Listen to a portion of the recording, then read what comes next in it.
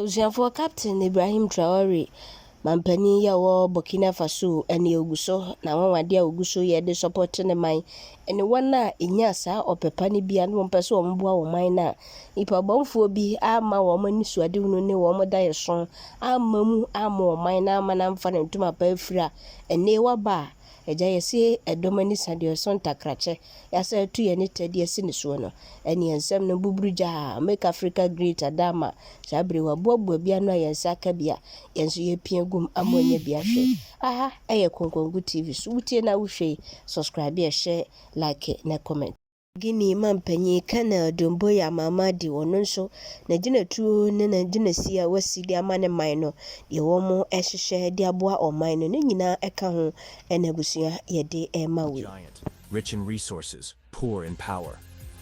But a new era is here. A time when leaders rise, not to beg, but to build. This is the story of a country saying, no more. A people standing up. A continent rewriting its future. This is Guinea's revolution. And it could change everything. Born in Cancun, Guinea, Doumbouya rose through the military ranks with a quiet confidence. He trained with foreign forces, studied international law, and became commander of the elite special forces. In September 2021, he led a bloodless coup, ousting longtime President Alpha Condé. But unlike past coups, this one didn't descend into chaos. It sparked purpose. Doumbouya promised a transition to civilian rule. But before that, he vowed to reclaim Guinea's dignity. And that started with its greatest treasure, its land and its resources. Guinea is home to one of the world's largest reserves of bauxite, essential for aluminum. It also holds gold, diamonds, iron ore, and graphite. Yet, the nation ranks among the poorest globally. For years, foreign companies mined these riches, exported raw materials, and returned little to the local economy. Refineries were never built. Infrastructure was ignored. The contracts were opaque. The profits were offshore. The people remained poor. This was not a business deal. It was resource colonialism in a modern suit. In early 2025, Doumbouya issued a game-changing decree. Over 50 mining permits revoked. Companies must comply with Guinea's new mining code. Foreign operators must submit proposals by end of May to build local refineries or lose their licenses permanently. This was not just about contracts. It was about sovereignty, dignity, control. The world watched, some with outrage, some with admiration. But Guinea had made its stand. Doumbouya is not alone. In nearby Burkina Faso, a young leader named Captain Ibrahim Traore is also rising. Like Doumbouya, he took power through military action, citing corruption and foreign exploitation. Together, they represent a new breed of African leaders, nationalistic, uncompromising, unapologetically African. The two have appeared together at summits, building an alliance that could reshape West Africa. Their message: Africa for Africans. Major companies from the US, China, France, and Russia have interests in Guinea's mines. The revocation of over 50 licenses sent shockwaves through the global mining industry. But Guinea is standing firm. These are not empty threats. The government is already negotiating with new partners willing to refine materials inside Guinea. This could mean billions in local investment, thousands of jobs, and finally, value staying in Africa. Guinea is showing the world, we are not just exporters, we are owners, producers, and visionaries. Across the globe, the African diaspora is watching. From Atlanta to Accra, Paris to Pretoria, Black professionals, investors, and influencers are responding. They see this as a call to action. Some are already returning. Others are investing. The momentum is building for a Pan-African movement rooted not in ideology, but in action. And Guinea may be the spark that lights the fire. Of course, there are challenges. International pressure is mounting. Some companies are threatening lawsuits. Others warn of economic retaliation. But Doumbouya is undeterred. He believes Guinea cannot afford to remain passive. He once said, "If we don't take control of our future, someone else will." His risk is great, but so is the reward: a reborn nation. Guinea has offered no apology, no justification, only action. And maybe that's the lesson. African countries don't need to explain why they want to be free, they just need to do it. Guinea's story is not an isolated event. It's a chapter in a broader movement. As more African nations rise, reject exploitation, and invest in themselves, the continent will change. Not through charity, not through dependency, but through bold leadership, unity, and self-respect. The message is clear. Africa is not poor. It is being pillaged. And now, the pillaging ends. This is how we make Africa great. As Guinea reclaims its resources, it's also laying the foundation for true economic transformation. And that foundation is infrastructure. Railways, ports, and strategic corridors designed to keep the wealth flowing inward, not out. Deep within Guinea's Simandou mountain range lies one of the largest untapped iron ore deposits in the world, over 2 billion tons of high-grade ore. For years, this mineral wealth sat idle due to poor infrastructure and political instability. Now, under Doumbouya's government, the long-delayed Simandou railway project is moving forward. The 650-kilometer railway, the longest of its kind in Africa, is being built to transport iron ore from the mines in the southeast to a new port on the Atlantic coast. But this is not just a mining project. It's a symbol of Guinea's ambition. This rail line will connect remote regions, create tens of thousands of jobs, and serve as a backbone for economic development for decades to come. At the end of the Simandou Railway lies the next game-changer, a deep-water port at Mamady'S, designed to handle bulk carriers, exports, and possibly become a trade hub for all of West Africa. For too long, Guinea has relied on outdated port facilities with limited capacity. The new port will allow the country to export finished materials, not just raw ores. And it won't just serve Guinea. Neighboring countries like Mali and Sierra Leone stand to benefit from better access to the global market. This is the power of infrastructure. It doesn't just move goods. It moves nations. Simandou's iron ore is premium grade, comparable or even superior to what's mined in Brazil and Australia. The global steel industry, particularly in China, is desperate for reliable sources of high-quality iron.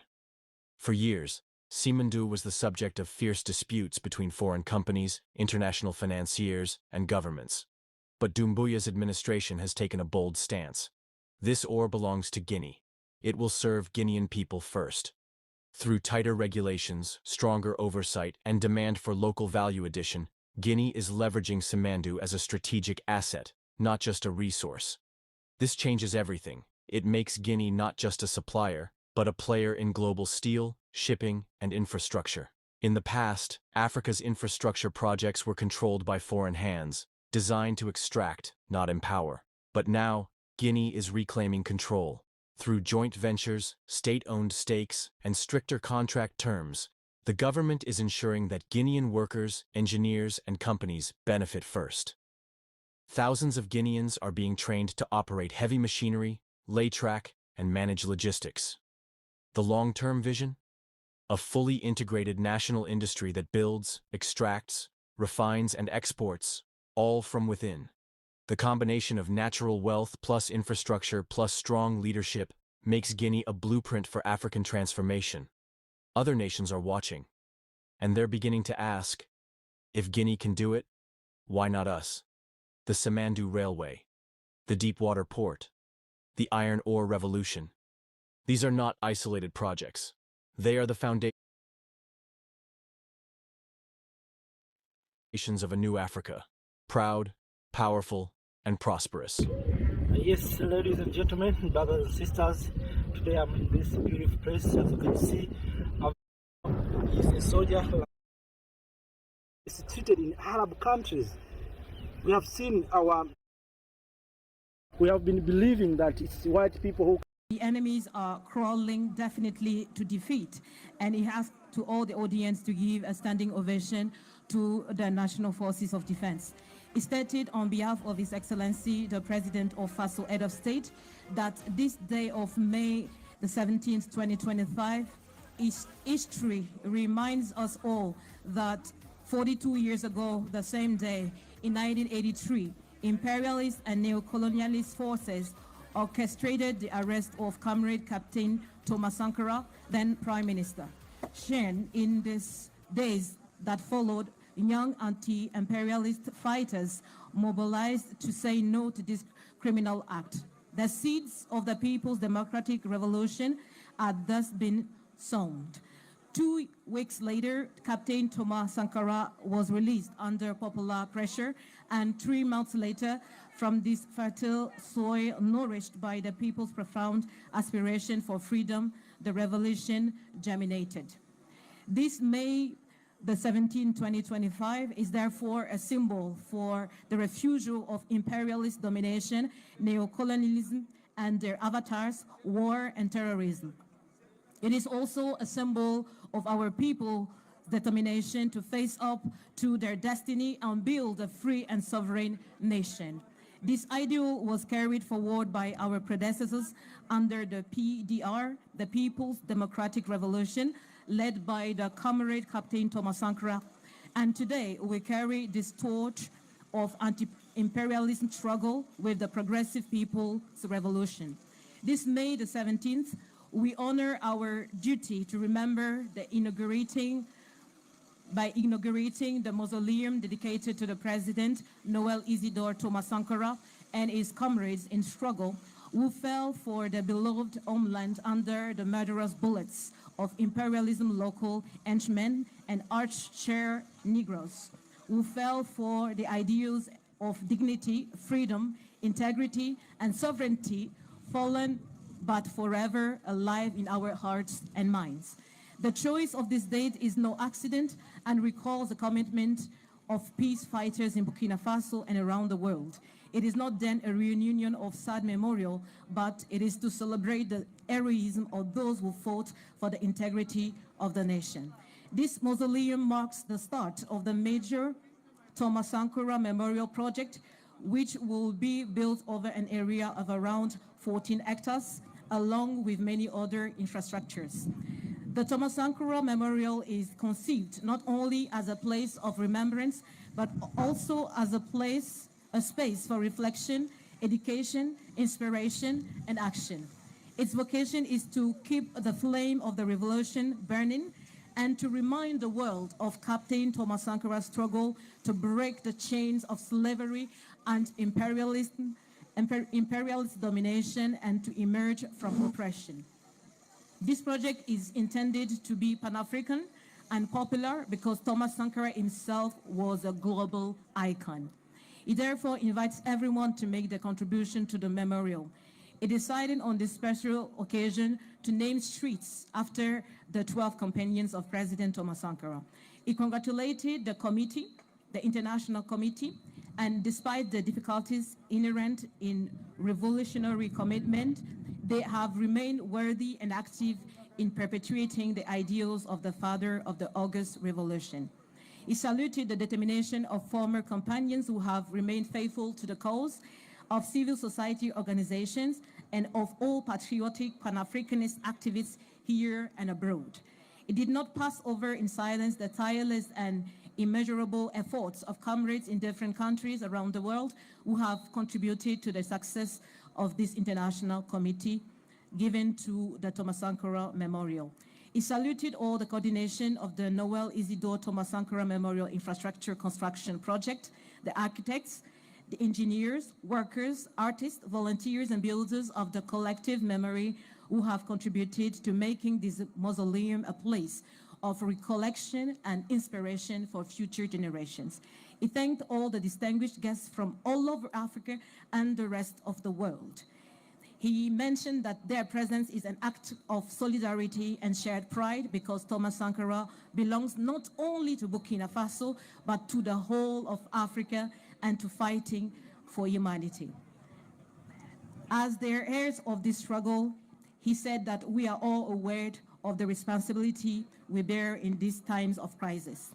He finished his speech by wishing a long life to a free and sovereign Burkina Faso, a long life to the People's Progressive Revolution. I thank you all once more for your kind attention.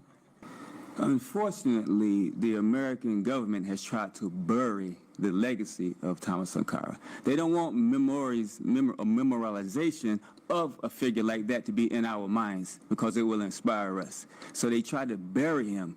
But those of us who gain some consciousness, we dig up the history books. We learn about what happened in Africa. We learn about the revolutions, and we definitely learn about Thomas Sankara, so we're inspired by that. So all of us who are in the movement, we represent him through our actions, and we remember him and we honor Thomas Sankara. The legacy lives on.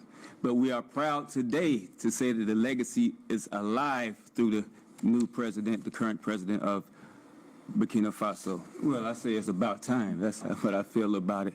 He should be memorialized. All of our leaders should be memorialized. If we memorialize Jesus, Moses, etc., because they inspired us, they inspired revolutions. They were revolutionaries as well. So why shouldn't we memorialize a great like Thomas Sankara, who did the same thing that they did, put their lives on the line for the liberation of a people? I'm inspired since I was a youth because of Thomas Sankara. I'm proud to wear a beret today because of Thomas Sankara. And many in America are inspired by Thomas Sankara. One of my closest friends, he renamed himself Sankara. He had the English name because of our enslavement, and we adopted slave names, as we call them, but he named himself Thomas Sankara in that honor. Many of us are in the revolutionary conscious movement. We are inspired by Thomas Sankara, and we seek to carry on that legacy with our actions today. It's greater today. It's the same thing, but at a bigger scale. 20 or 30 or so years ago, we didn't have internet. We didn't have social media. We couldn't spread the word. Many didn't know about Thomas Sankara until later on we began to read about him. But now, on the day of his inauguration of a mausoleum about his death, it's somebody that is actually embodying him alive, Traore. So we are celebrating, inaugurating a mausoleum of someone who was assassinated, but at the same time, he's resurrected through a new president. And that new president has the ear and the eyes of the world, so it's even at a greater level. And because of what happened to Thomas Sankara, and because of the love that we have for what he did, and now for what Traore is doing, President Traore is doing, we are now mobilizing and saying never again. See, we're not only just honoring him, but we're honoring and remembering what happened. And when we remember what happened, we say we're not going to allow it to happen again. It lives on through President Ibrahim Traore, and we're going to champion him because we're all Thomas Sankara and Traore. Okay. So this is appreciation for people of high standing to honor someone like Thomas Sankara.